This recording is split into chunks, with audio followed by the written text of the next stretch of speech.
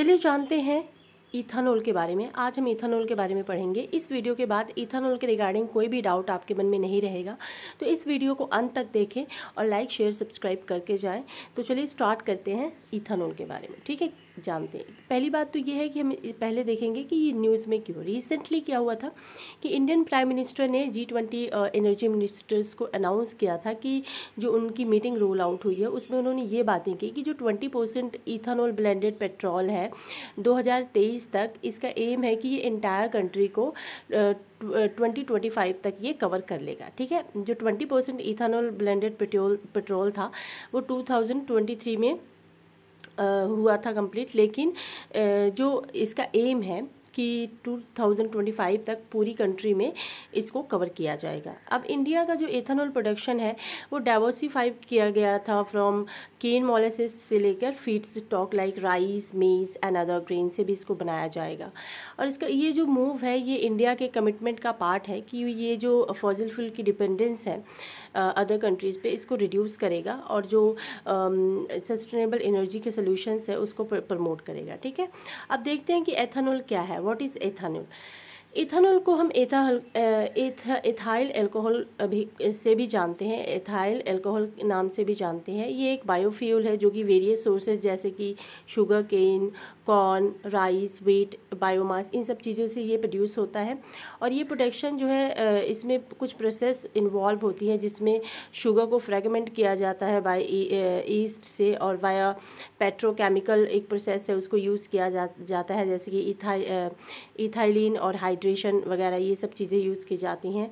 तो इथानॉल जो है 99.9% प्योर अल्कोहल होता है जो कि ब्लेंड किया जाता है विद पेट्रोल, ताकि एक क्लीनर फ्यूल अल्टरनेटिव के तौर पे इसे क्रिएट किया जा सके। इसके अलावा क्या है कि ये एक फ्यूल एडिटिव की तरह भी इसको यूज़ कर सकते हैं। इथानॉल प्रोडक्शन जो है ये इसकी जो यील्ड है वैल्यूएबल है। Bio products like distillers, dried grain जो कि सोल्यूबल है, इसके साथ मिक्स किया जा सकता है। पोटैश, इंक्यूनेशन बॉयलर, ऐश, ये सब चीज़ें भी यूज़ की जाती हैं। और कुछ एप्लीकेशंस फाइंड किए गए हैं क्रॉस वेरियस इंडस्ट्रीज लाइक। तो आई होप आपको समझ आया होगा। तो चलिए इसके आगे देखते हैं कि बायो प्रोडक्ट्स इथानॉल प्रोडक्शंस, इसके क्या क्या बायो प्रोडक्ट्स हैं। सबसे पहले देखते हैं डिस्टिलर्स, जिसमें ड्राइड ग्रेन वगैरह हम यूज़ करते हैं विद सोल्यूबल्स के साथ। ठीक है, ड्राइड ग्रेन विद सोल्यूबल्स एक बायो प्रोडक्ट है जो कि ग्रेन बेस्ड है इथानॉल प्रोडक्शन का। इसमें ग्रेन यूज़ होता है, कुछ खाने पीने वाली चीज़ें यूज़ होती हैं जैसे कि गेहूँ, शुगर वगैरह। ये एक रेजिड्यू होता है जो बच जाता है, स्टार्च ग्रेन का रेजिड्यू से चावल का जो रेजिड्यू होता है वो बच जाता है। ठीक है, तो उस ग्रेन को फ्रेगमेंट किया जाता है और इससे एथेनॉल को एक्सट्रैक्ट किया जाता है, निकाला जाता है। ठीक है, और DDGS एक वैल्यूएबल एनिमल फीड है जो कि हाई प्रोटीन कंटेंट होता है इसमें, और ये एक सप्लीमेंट की तरह यूज़ किया जाता है जो लाइफ स्टॉक के डाइट्स होते हैं उसमें। पोटैश जो होता है वो इंक्यूनेशन होता है फ्रॉम बॉइलिंग ऐश से निकलता है। ये जो ऐश बच जाती है आफ्टर इथेनॉल प्रोडक्शन बॉयलर में, तो इसमें जो होता है वो 28% पोटैश होता है। ठीक है, तो ये ऐश जो होती है बहुत ही ज़्यादा रिच सोर्स होता है पोटैश का, और इसको फर्टिलाइज की तरह भी यूटिलाइज किया जा सकता है। ठीक है, एप्लीकेशन क्या है अब इथेनॉल फ्यूल का। इथेनॉल यूज़ किया जाता है as a renewable sustainable biofuel के अल्टरनेटिव के तौर पे, और ये गैसोलीन जो ट्रांसपोर्टेशन में होता है, ट्रांसपोर्टेशन सेक्टर में जो गैसोलीन यूज़ होता है उसके तौर पे भी इसको यूज़ किया जाता है। और इसको ब्लेंड किया जा सकता है विद पेट्रोल जो वेरियस प्रपोर्शंस में, जैसे कि E10 10% इथेनॉल होगा, 90% पेट्रोल होगा, और E20 में 20% इथेनॉल होगा और 80% पेट्रोल होगा। ठीक है, इंडियन गवर्नमेंट ने इसे इम्प्लीमेंट किया था इथेनॉल ब्लेंडिंग प्रोग्राम को, ताकि इसके यूज़ को प्रमोट किया जा सके as a renewable fuel. Program का एम था कि जो इथेनॉल है उसे ब्लेंड किया जाएगा पेट्रोल के साथ, और जो कंट्री की डिपेंडेंस है इंपोर्ट पर, जो हम क्रूड ऑयल इंपोर्ट करते हैं, कट कार्बन एमिशंस वगैरह बूस्ट करते हैं, फार्मर्स की इनकम, इन सबको रिड्यूस किया जा सकेगा। ठीक है, तो एथेनॉल ब्लेंड की हेल्प से जो ग्रीन हाउस गैस एमिशंस है उसको भी रिड्यूस किया जाएगा, और जो एयर पोल्यूटेंट्स है वो उसको भी रिड्यूस किया जाएगा, और जो कंट्रीब्यूशन है क्लीन एयर में और क्लाइमेट चेंज में उसको बढ़ाया जाएगा। ठीक है, उसके बाद देखते हैं कि किस तरह से इस फीड स्टॉक को डाइवर्सिफाई किया जा सकता है और फीड स्टॉक डाइवर्सिफिकेशन क्या है। इथेनॉल प्रोडक्शन जो है इंडिया में वो मेनली बेस्ड होती है सी हैवी मोलासिस के ऊपर।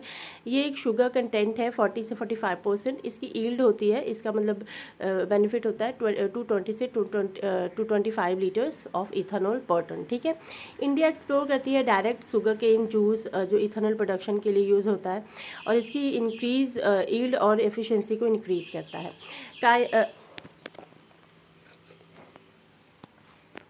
इंडिया एक्सप्लोर करता है direct sugarcane juice for ethanol production और इसकी ईल्ड और एफिशिएंसी को इंक्रीज़ करने के लिए।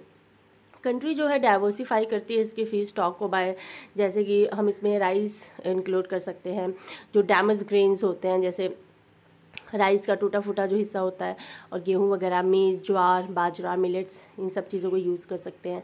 इथेनॉल ईल्ड जो है ग्रेन से वो बहुत ही ज़्यादा हायर होती है अगर हम कंपेयर करें मोलासिस से। तो राइस प्रोड्यूसिंग जो होती है वो 450 से 480 लीटर्स होती है। अगर हम अदर ग्रेन्स देखें तो वो 380 से 460 लीटर्स पर टन होता है।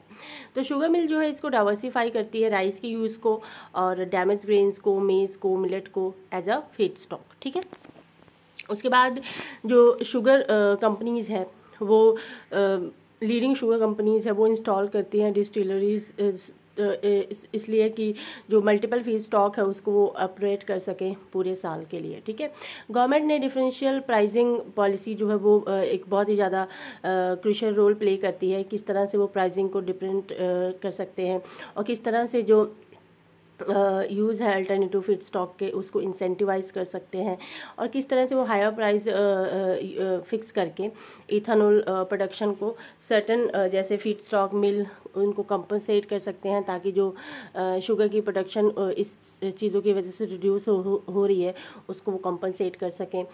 और 2018 से 2019 तक इंडियन गवर्नमेंट ने कुछ हायर प्राइस फिक्स किए हैं, शुरू किए हैं इसके लिए इथेनॉल प्रोडक्शन के लिए, ताकि जो बी हैवी मोलासिस है और जो whole sugarcane juice syrups है उसको भी ये कंपनसेट कर सके। ठीक है, कुछ चैलेंजेस हैं वो देख लेते हैं। ग्रीन ईल्ड जो होती है इथेनॉल से वो बहुत ही ज़्यादा एक लॉन्ग प्रोसेस है। ठीक है, तो इस तरह से एक स्टार्च जो होता है ग्रेन में वो कन्वर्ट किया जाता है सुगरकोज में और सिंपलर शुगर्स में, जिसको हम ग्लूकोज और फ्रुक्टोज कहते हैं। तो इससे पहले जो फर्मेंटेशन होती है इथेनॉल की उसको हम बाय यूजिंग ईस्ट का यूज़ करके फर्मेंटेशन किया जाता है इथेनॉल में। तो ये एक सच्चाराइमिसिस सेरेवसिस इसको बोलते हैं। I am sorry for the pronunciation. Molasses already उसमें सुगरकोज और ग्लूकोज होता है और फ्रुक्टोज भी होता है। क्वालिटी वेरिएबिलिटी जो होती है फीड स्टॉक की वो प्रोडक्शन को अफेक्ट करती है और जो एनवायरमेंटल कंसर्न होते हैं related non traditional feed stock वो भी एक बहुत बड़ा चैलेंज है। इसके कुछ बेनिफिट्स हैं वो देख लेते हैं। डाइवर्सिफिकेशन जो है फीड स्टॉक की वो मिनिमाइज हो जाएगी जब इसके सप्लाई में फ्लक्चुएशंस होती हैं, प्राइस वोलेटिलिटी होती है, तो किसी भी क्रॉप की जो सप्लाई है उस पर असर पड़ता है। इनकॉर्पोरेशन जो होती है न्यू फीड स्टॉक की इथेनॉल प्रोडक्शन की वो एक नई डिमांड क्रिएट करती है फॉर ग्रेन्स के लिए। तो ये इसके कुछ बेनिफिट्स हैं। अब मोलासिस के टाइप्स देख लेते हैं। मोलासिस एक होता है फर्स्ट मोलासिस, ये होता है इंटरमीडिएट बाय प्रोडक्ट जो कि एक इनिशियल शुगर क्रिस्टल एक्सट्रैक्शंस होता है जिसमें 80 to 85% ड्राई मैटर्स होते हैं और इसको इन्वर्ट किया जाता है टू प्रिवेंट क्रिस्टलाइजेशन अगर ये स्टोर किया गया हो तो बी मोलासिस मतलब सेकंड मोलासिस ये similar to direct dry material होता है और ये एक कंटेंट होता है एज ए मोलासिस लेकिन लेस शुगर होता है, कोई भी इसमें स्पॉन्टेनियस क्रिस्टलाइजेशन नहीं होती।